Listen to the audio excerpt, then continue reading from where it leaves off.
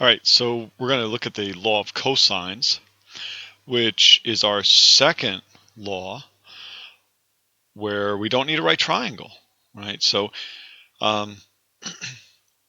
we already saw with the law of sines previously that if you have any old triangle, I try to draw them as random looking as I can, and you have, like A and the opposite side. So if you know the numerical value of an angle and a side opposite that, and one other piece of information, it could be an angle, another angle.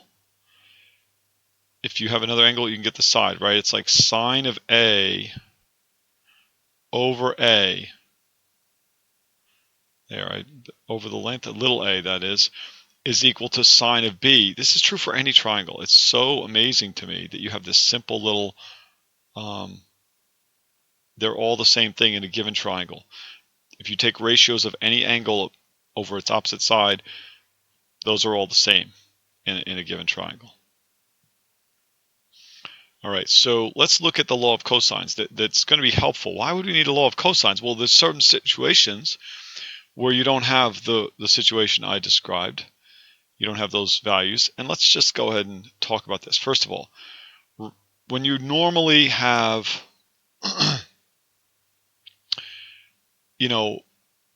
a triangle in the past, right? You've got to know the angle to know if it's a right triangle. Although in geometry, if you took geometry, you learned something called the converse of Pythagoras. So in other words, Pythagoras, PT, says what? If right triangle,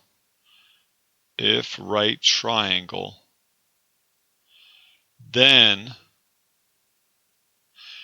a squared plus b squared equals c squared, where a and b are the legs and c is the hypotenuse, right?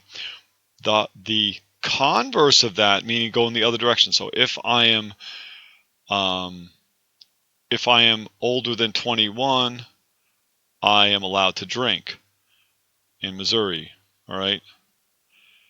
That's the one direction. If then. If I'm allowed to drink in Missouri, am I over 21?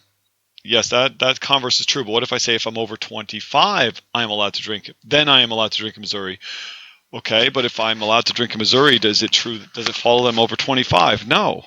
So the converse is not true. It's just when you reverse, the converse means you're reversing the logic the other direction. It's usually not true in general. But in the case of Pythagorean theorem, if you have any triangle with this relationship, a squared plus b squared, so if you're looking at a triangle and you can determine that this is true, then it is actually a right triangle. A right triangle. That means right triangle. There's a 90-degree angle right here, right?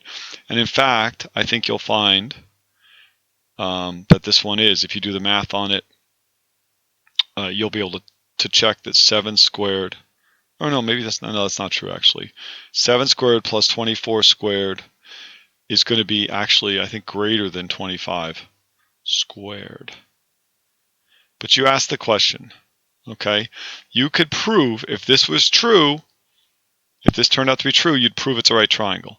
But if it's false, you're actually also showing that it's not a right triangle. That's the converse part.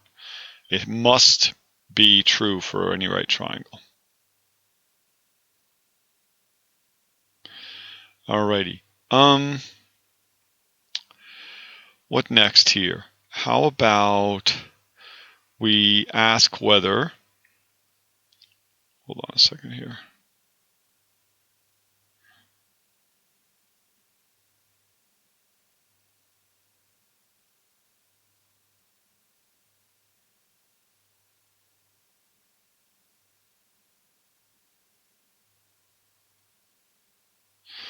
Why don't we ask whether, I'm having trouble with selecting this.